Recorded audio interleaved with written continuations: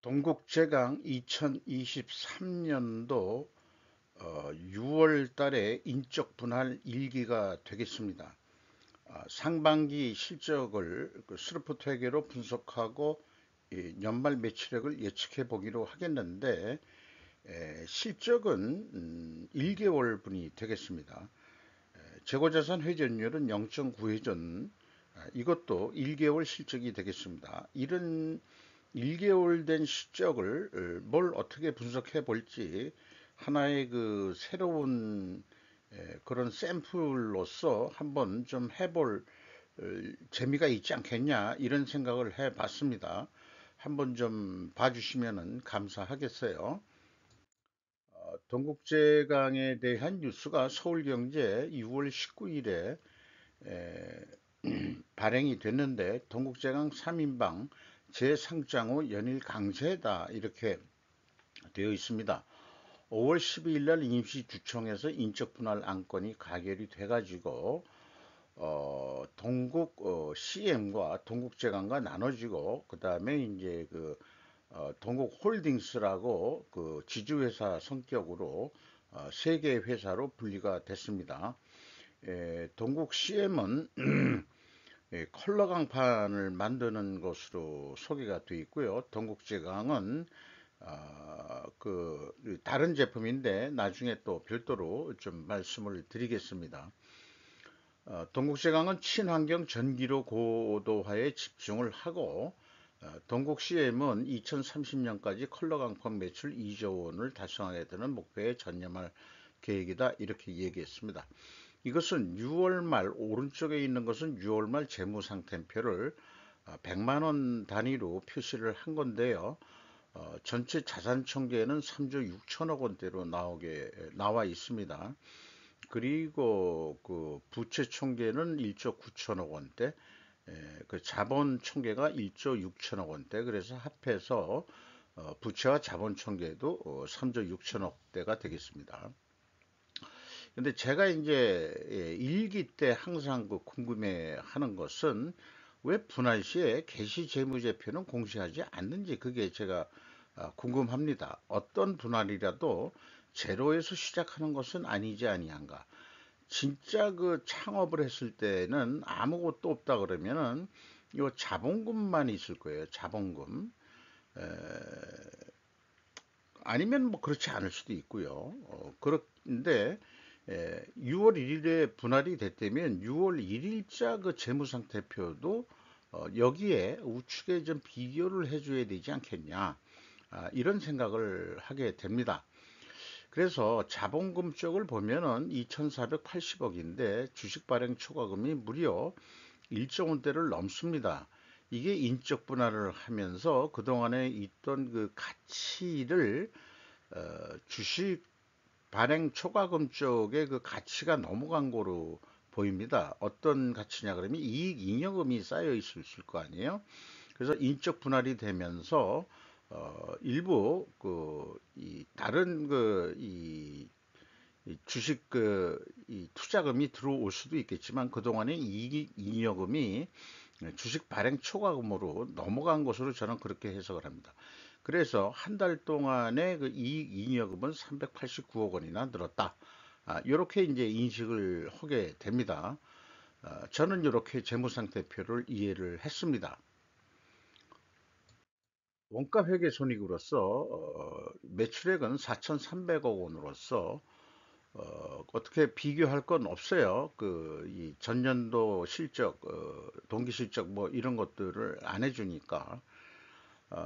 재고 회전율은 매출원가에서 이 가공비 재고 자산을 나누는 건데, 표지에 나왔듯이 0.9 회전으로 산출이 될 겁니다. 매출 총이익률이 18%고 판매 관리비율이 6%니까 여기에서 요거 빼면은 딱 영업이익률 12%가 딱 맞아 떨어지죠. 영업이익률이 이렇게 계산이 됩니다. 한 달 동안의 실적입니다.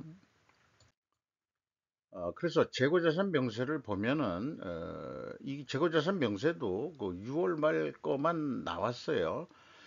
그러면은 솔직히 그 스르프 분석을 위해서는 재고의 증감액이 있어야 되는데, 그런 공시 내용이 없습니다. 그래서 스루풋을 그 산출하는 어떤 그 근거 데이터를 찾을 수밖에 없는데, 비용의 성격적 분류에서 보면은 재고자산의 변동액이라는 게 있거든요.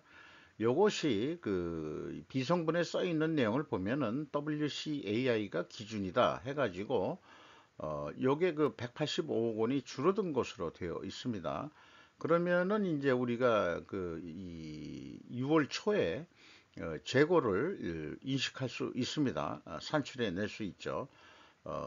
이 6월 말, 6월 말, 6월 말 그 금액에서 증감액을 빼면은 그 6월 초에 재고가 나오게 되겠습니다.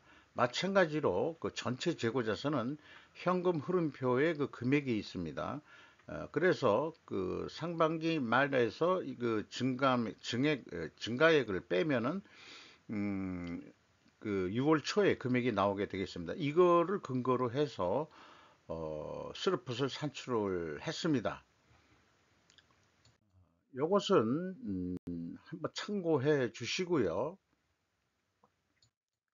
비용의 성격적 분류 내용을 보면은 회사는 재고자산의 변동이라고 표현을 해 있는데, 요거 가로친 것은 이제 그 이 산출하는 방식을 표현하는 그 산식이죠. 이게 이 플러스로 표현되어 있으면은 이제 감소했다는 뜻입니다. 그래서 아까 그 재고자산 명세에는 제가 마이너스로 표시를 한 겁니다.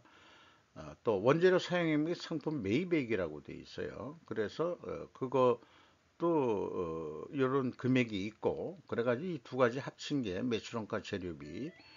운영 비용이 1156억 원이 있는데, 여기에서 판매 관리비를 뺀 게 현장 가공비가 되겠죠.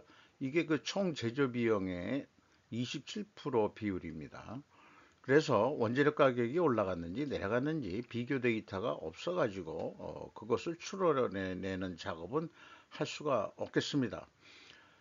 제조 원가가 공시되지 않는 현실에서 총 제조 비용의 산출을 위해서는 필히 재고자산 증감 명세가 있어야 한다는 거, 아까 재고자산 명세에서 제가 역산으로 풀이를 해내는 아이디어를 그 가져왔습니다만은, 재고자산 명세가 좀 있어야 된다.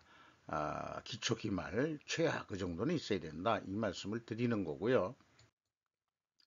그래서 나온 그 스루풋 결과는 매출에 비례하는 매출 재료비는 2,583억 원으로서, 스루풋이 그 매출액에서 매출 재료비를 뺀 게 스루풋이고, 스루풋률은 무려 40% 정도 마진을 보고 있습니다. 운영 비용이 1,156억 원으로서 생산성 1.49면은 매우 높은 수준이라고 보입니다. 영업이익은 564억 원이고 원가 회계 영업이익보다 49억 8,100만 원, 약 50억 원이 더 이익이 났습니다. 이것은 아까 재고자산 명세에서 봤듯이 WCAI 가공비 배부 재고자산이 185억 원 감소했기 때문입니다. 그 감소에 곱하기 그 가공 비율이 이 차이액이 되겠습니다. 재고자산 매출원가 회계 투명성 검증 3단계로서 그 일치를 합니다. 그리고 사실 그렇지만은 비성분 재고자산의 변동액을 인정한 비교이므로 검증 의미는 없습니다.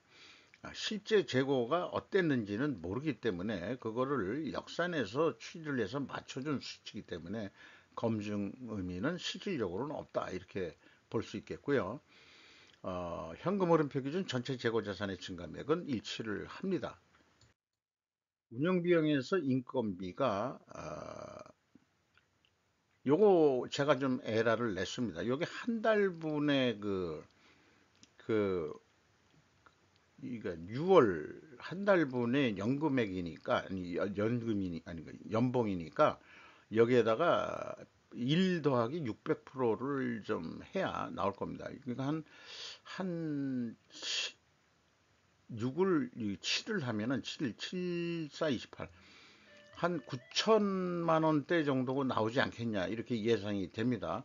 요것은 제가 마치 그 수정을 못했네요. 착상을 했는데 요게 1개월분입니다. 1개월분.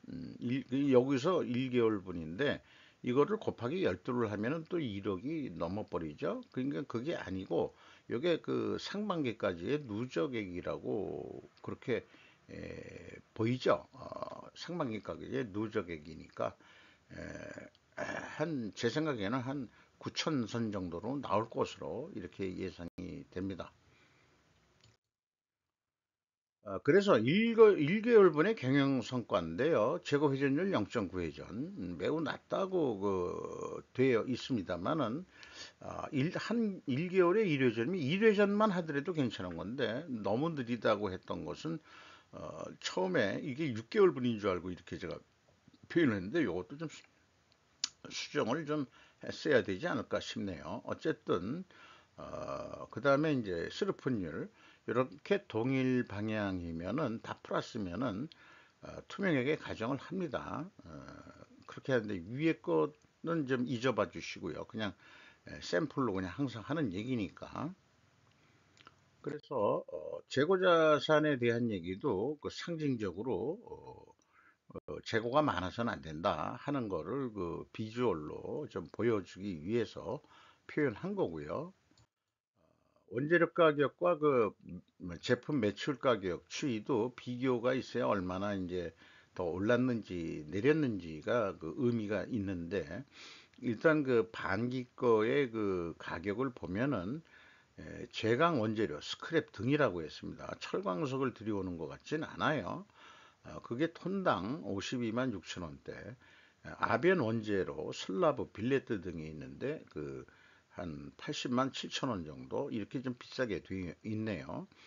그래서 제강 원재료를 가지고 오는 보통 봉형강, 그 다음에 이제 그 수출과 있고 내수가 있고 한 100만 원대가 넘죠. 그리고 후판도 이제 이 아변 원재료, 후판은 아변 원재료로서 이렇게 만드는 거로 그래서 한 80만 원짜리는 한 130만 원에 팔고 있고 50만 원짜리 원재료 들어왔던 거는 한 100만 원 돈에 팔고 있고 한 30만 원의 갭들이 어느 정도 있는 것 같습니다. 네. 그래서 이 부분은 제가 자, 한 달치를 가지고 연말까지 얼마나 그 예상이 되겠느냐 이런 거를 해본 거죠. 어, 방법은 오늘 판매한 만큼 내일도 판매될 것이다라는 단순함이니까 연말까지 1 더하기 600%를 해본 겁니다. 그러면은 2조 한 8,500억 정도 하게 되는데 재고가 4%가 계속해서 감소할 거라고 봤을 때 한 3천억 정도 이익이 날 것이라고 보고 있고요. 재고가 거꾸로 4% 정도 오른다 그러면은 매출액의 변동은 없더라도 이익은 좀 더 크게 증가한다는 게 이제 원가 회계의 문제점이라는 것을 상징적으로 나타나기 위해서 이렇게 표를 만들어 본 거죠. 근데 계획보다 이익이 적게 나오니까 매출액을 더 해보자 한다면은 한 5% 정도 더 매출액을 하면은 계획보다는 조금 더 이익이 나오는 거로 한 거의 그 3조 원대를 해야 되는 거로 이렇게 이제 예측을 해볼 수 있겠습니다. 그렇다면 스루풋은 그냥 있는 실적을 가지고 그대로 해봐도 한 3조 원대가 바로 나오게 됩니다. 그리고 재고 회전율을 6회전까지만 좀 성공을 시켜보자. 그렇게 된다면은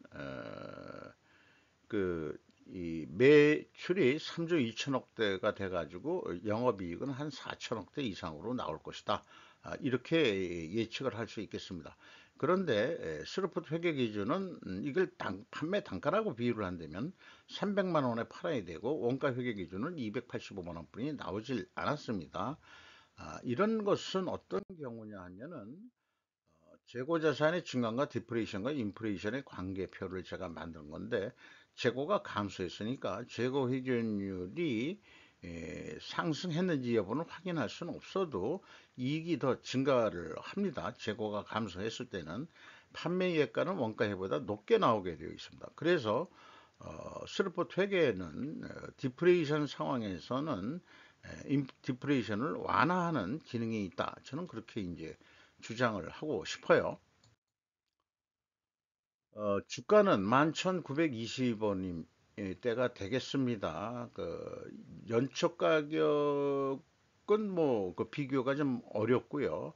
어쨌든 장부 가격의 36% 밖에는 그 대우를 못 받고 있습니다. 코리아 디스카운트에 해당한다고 할 수 있겠죠. 아까 그 이 기사 뉴스는 주가 상승 어쩌고 저쩌고 했지만 하더라도 현재 보면은 36%뿐이 되질 않습니다. 그럼 주가 상승 방법이란 게 뭐가 있겠냐? 그러면은 저는 뭐 오늘도 내일도 재고 회전율을 올리세요. 이거 외에는 드릴 말씀이 없습니다. 그만큼 저희는 하나만 우선은 핵심적으로 얘기를 합니다. 5% 이상 주주명을 보면은 장세주씨가 있고 장세욱씨가 있고 장신해요. JFE 스틸 인터내셔널 유럽이 그 8.71%를 가지고 있고 국민연금공단이 들어와 있고 외국인이 무려 30.36%를 가지고 있습니다. JFE 스틸이 이 동국제강에 원재료를 공급하는 회사로 되어 있어요. 투자기업은 유럽으로 되어 있습니다만은 JFE, 재팬 뭐 뭔지 모르겠습니다만은 뭐 퍼너스로 전기로 뭐 이런 거의 약자일까요? 잠깐 JFE가 일본계 기업인 거는 맞는 것 같습니다. 이상 동국제강 그 상반기 이 1개월 인적 분할을 해서 1개월을 실적을 가지고 연말까지 매출을 예측을 해 봤습니다.